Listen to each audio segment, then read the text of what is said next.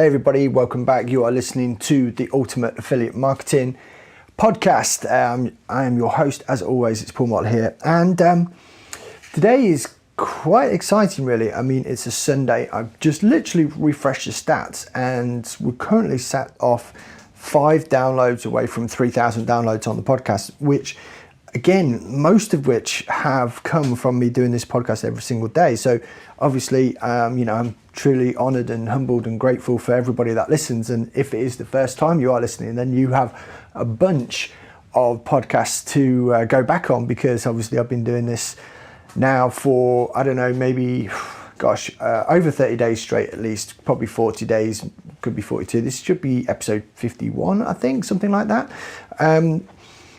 Tomorrow I've got a different kind of guest coming up. This guy called Paul Turner. Now, I've known Paul since probably early part of this year, early 2020.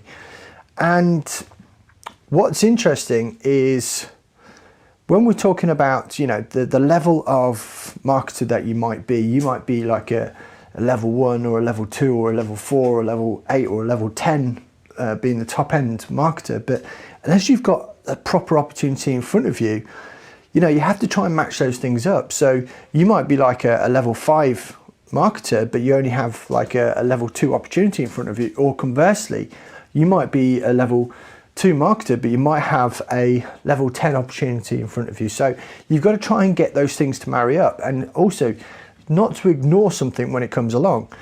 And I know we all get bitten by this whole shiny object thing, and we see things on Facebook every single day. You look at it and the sponsored ads there, and you think, oh yeah, this is what I need, and all that sort of thing. And at the end of the day, if those people which are putting the ads out are doing their job properly, they should be targeting you with offers that are interesting to you. Okay, that is kind of like how the whole game works. So there's nothing wrong with checking things out, but try and only buy stuff or get into stuff that's actually going to affect your business in a positive way. So if it's something to help conversions and you have a funnel, then obviously that is something that you're going to be interested in. If you don't already have a funnel, then obviously something that's based to help conversions, then it's not going to be something that you're interested in. But something that is presented to you to try and help you create an offer, for example, that might help. That might be serious, and that could be something that you can really get into. But anyway, I just wanted to talk briefly about misconceptions and the way that we're sort of like almost pre-programmed, if you like. I mean, growing up, we were given this whole, you've got to go to school, and then once you go to school, you've got to try hard, you've got to do your homework, you've got to do this, you've got to do that. And then when you try and get past that, you've then got to go to college, and then you're going to get a job, then you're going to meet someone, settle down, have kids, and the whole world sort of like is happy, and the equilibrium is, kept in the right place. But as entrepreneurs, I would say, we're slightly different. We are. It's not different in a bad way, because it's entrepreneurs that actually make the world change. It's what makes the world move forward, because if everybody just stuck to the mundane and didn't push forward, then obviously, inventions wouldn't take place. The technology wouldn't be there for us now that it wasn't before, and we'd all still be living in mud huts and foraging for food in the forest. So it's important to recognize that as an entrepreneur, you have an important part to play in the evolution of the planet. And I think it's not a bad thing to be an entrepreneur. So when someone asks you what you do and you say, oh, well, I do stuff, I make money online and that, and they almost scoff at you, it's only because they don't fully understand, or they're just happy in what they're already doing. And anything that's not conformed to their way of thinking seems alien. And of course, people are always afraid of what they don't understand, which is why sometimes people get haters. I mean, haters is a horrible thing, right? I saw something today, and they posted on their Facebook that they'd had a hater, and this person was messaging them, really bad stuff. It's really derogatory, really personal, and everything like that. And the guy said, oh yeah, I'm gonna call this person, I'm gonna have a go at him and all this sort of thing. And I thought, do you know what? It's not worth it. I mean, if you've ever run ads before, you're gonna see hate. This is the bad side of things, right? But you have to be prepared for it, yeah? You have to be prepared for people not to understand, then be afraid, and in some cases then react. So in general, my own sort of like way of looking at it is, you know, I just ignore, block, carry on. And that is kind of like the mentality you've got to go to, because ultimately that person isn't happy with what or how their life is going, and they feel almost the need to put you down and sometimes become quite personal about it. And I would say 99% of the time I don't react to it at all. There has been the occasion where just for fun I have reacted, but more of a jokey way more than anything else. I've not actually taken any of these things really serious. I don't take them personal, because ultimately it's just business. So, you know, they're obviously not fit for what I was offering them. So, you know, who cares? Move on to the next. It doesn't matter. And I think that's what you've got to do. You've got to develop that mindset and that thick skin, if you like, that whatever anybody says, even though, yeah, you could class it as cyberbullying, but it's not personal. They're just venting because they're not happy with things in their own life, and they're projecting onto you. So you don't take these things serious. But going back to my original point, which was when you tell people that you're an entrepreneur or something like that, and they don't quite understand it, and there is this sort of like levels, if you like, there's a level that goes from there. And then if you say to, let's say for example, you work from home, okay?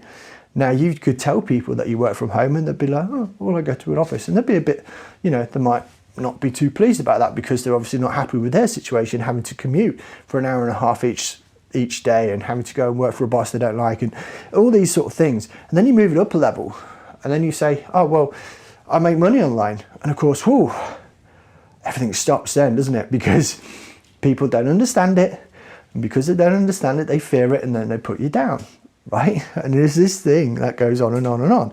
And even to those people which do work online, and do make money online, then you could say, oh, well, I'm a network marketer, for example. And then, of course, there's a whole bunch of people which will stand up and go, oh my gosh, no, not those horrible pyramid things. But again, it's because they don't fully understand, they have a fear, and they project that on you.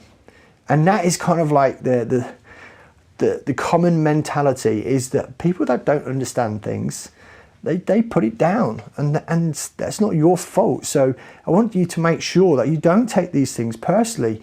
And it's going to be interesting tomorrow, because again, like I said, going through those stages of things that people fear and they don't understand and then they hate on. I'm going to talk to this guy called Paul Turner tomorrow, who's not only affiliate marketer, but he's also a network marketer, but he also runs and is in a network marketing program which actually deals with Forex, which is foreign exchange and currencies on the stock market or the exchange market. Again, I've done a bit of trading myself, so I don't obviously talk about it an awful lot, but it is out there, right? And I do it, Monday to Friday. It doesn't affect the way that my business runs, but it is something, and it's a hobby, and I enjoy it. But you say that, that little word to people online, and they start running a mile, and it's hilarious because, again, they don't fully understand it.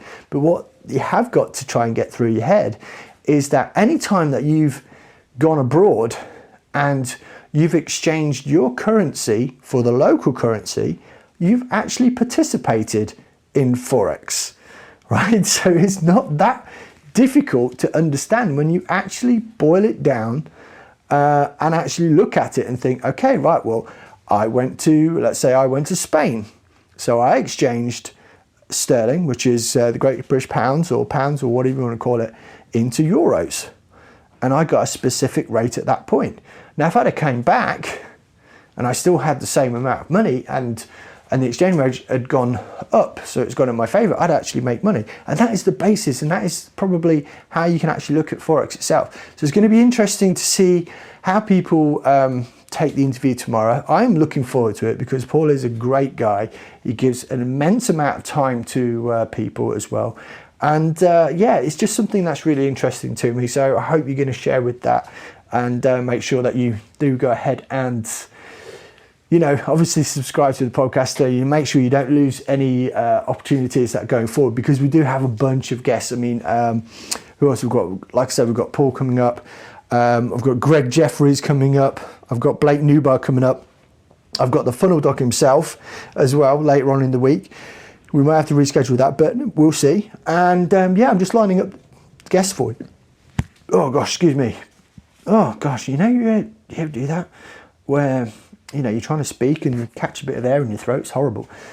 So basically it is, I'm trying to put these things together for you guys. I'm trying to put out as much good content as I can to help you drive your business forward. And that is my aim and that is my goal. And hopefully it's helping somebody out there. So I like to think I'm not just talking to myself, but that's all good. Anyway, so that is going to end the podcast for tonight. As I said before, make sure that you go ahead and don't forget to subscribe so you don't miss any. Go listen to some of the other episodes. There's a whole wealth of information on there, and again, a lot of this stuff is taught inside paid courses, and quite often I accidentally tell you guys this stuff and you get it all for free. And that's also the sort of things that you're going to get inside of the Ultimate Affiliate Toolbox as well, which you can get free within the show notes as well. So make sure you go ahead and get into that. Anyway, as I said, this is me done for this evening. I look forward to the week ahead, and I hope you all have a great evening.